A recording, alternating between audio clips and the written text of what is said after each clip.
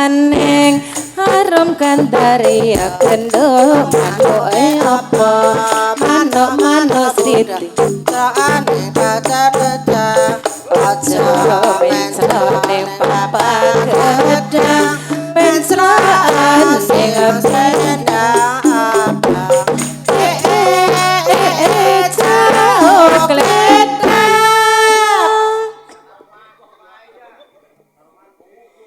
krasa kepenak adik kaya maning harum gandaria kendo manuk apa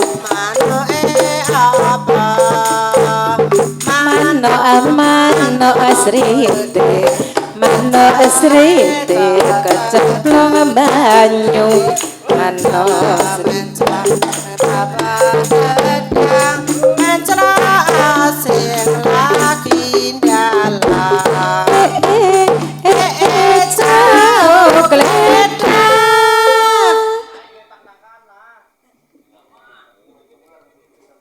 iki jane anu guyu apa ora kuwe Mas Gareng guyu apa ora guyu kok anu lambene isih padha asik kerasa kepenak adik goyang maning manuk apa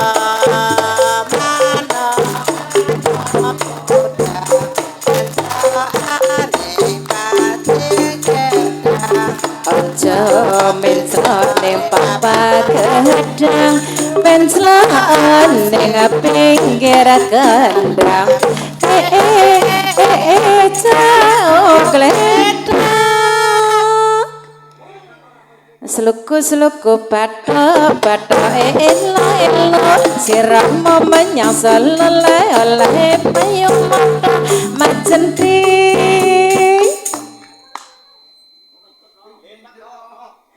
lolo bawang mati ora obah yen obah medeni bocah yen ora golek duit sluku-sluku bata-bata elo-elo siramu menyasar oleh payung mata mak jentit lolo bawang mati ora obah yen obah medeni bocah yen ora golek duit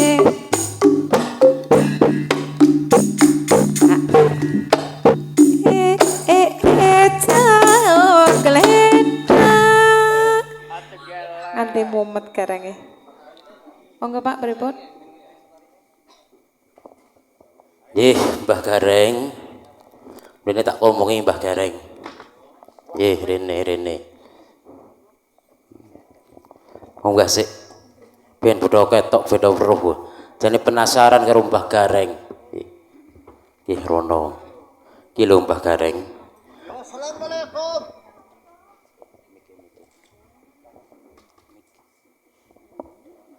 nggih Mbah Gareng awakmu lan awakku diundang rene amarga kene masyarakat kene ana hajat iki hajatipun nggih menika ngenjang-enjing niku badhe wontenaken pengajian akbar niku kali khatamul Quran Baitul Takim dan Isra Mi'raj Nabi Muhammad sallallahu alaihi wasallam nggih niki mugi-mugi nggih Mbah Gareng nika ngenjang kiye niku ayune pol kae ayune pol nggih Kiai ini perempuan wadon kowe.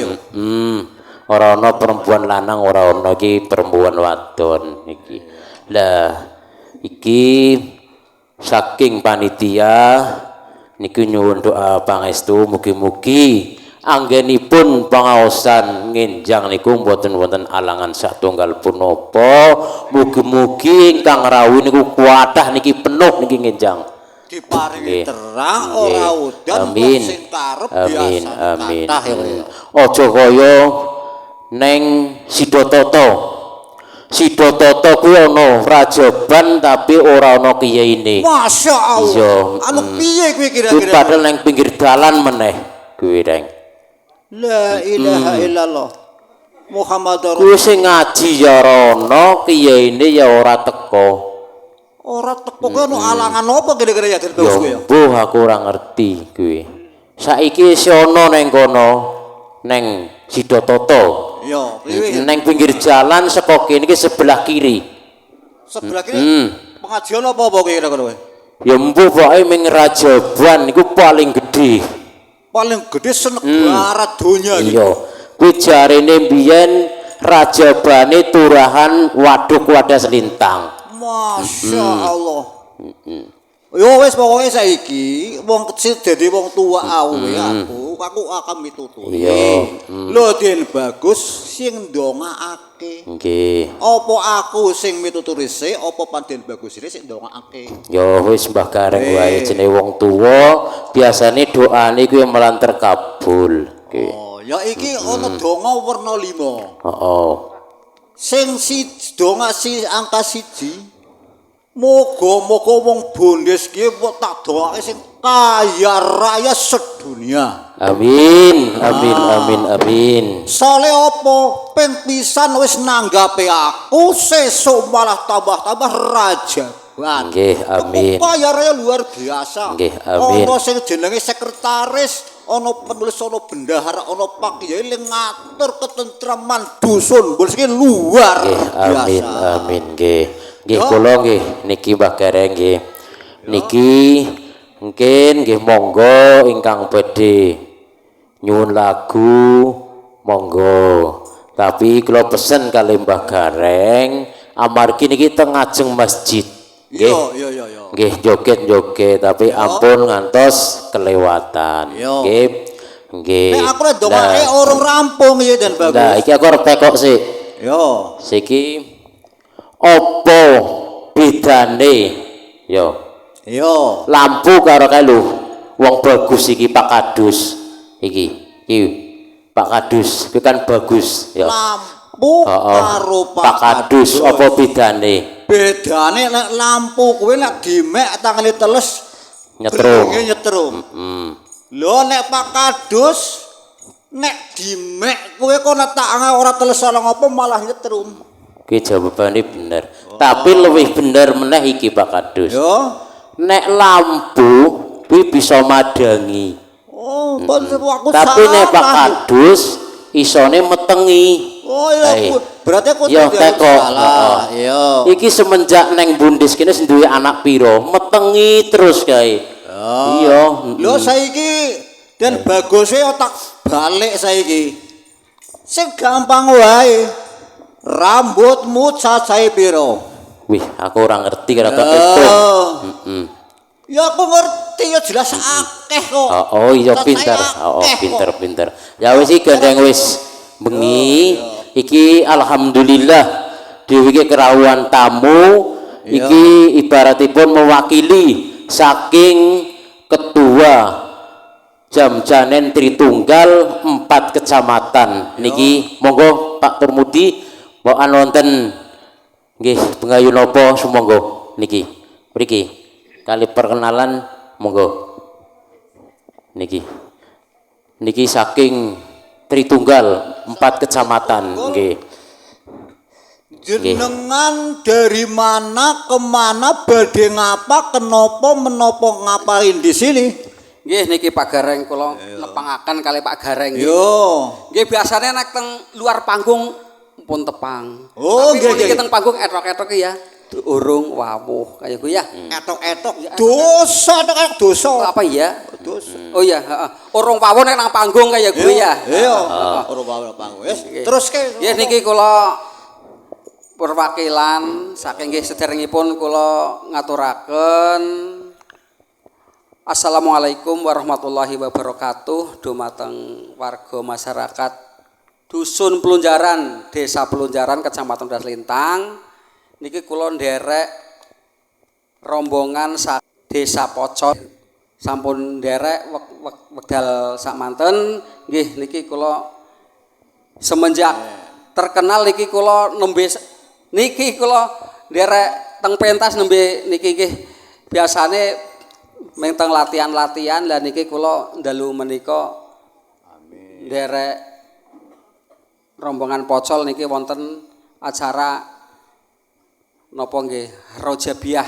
Tapi pengajiane ngenjang dados wengi dalu menika namung ngawontenaken nggih sekedhik hiburan lumantar seni selawat jam-janan. Nggih mugi-mugi kanthi selawatan wonten ing dalu menika sedaya panyuwunan wonten ing masyarakat dusun Pelunjaran, desa Pelunjaran saged terkabul. Nggih. Amin amin amin. Nggih niki kula etrok-etroke nggih boten etrok-etroke niki kula awon-awon koordinator seni selawat jam-janeng 4 kecamatan antawisipun Kecamatan Lintang, Kaliwiro, Sadang,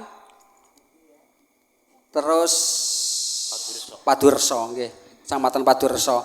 Nggih saking menika kula nggih nyuwun idi pangestu mugi-mugi seni selawat jam-janen ingkang pancen iku saking kesenian Jawi nggih monggo diuri-uri. Lah niki penerus-peneruse kadose nggih dereng wonten nggih mesti jam-janeng rombongan pundi kemawon mesti sampun sepuh-sepuh. Nggih niki mugi-mugi kanthi menika niki nggih kesenian Jawi asli nggih nuansane nuansa Islami nggih monggo dipun senggoyo ngoten Pak Ketua. Nek jenengan niku sanjang niku tuwa-tuwa jan perlu ngau kacamata jane jenengan. Lho wong ayu-ayu kaya ngono kok wong tuwa-tuwa kepiye? Ki apa maneh sing paling pojok kae tuwa apa ayu kae? Hen.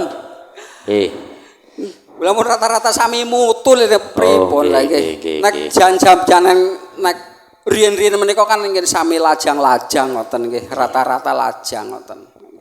Nggih. Nggih monggo Pak Gareng dipun terasaken kalih Kanjeng Rama dipun hibur malih kanca-kanca ingkang sami rawuh wonten ing dalu menika nggih mugi-mugi saged terhibur, saged nanggap malih ngoten nggih. Amin.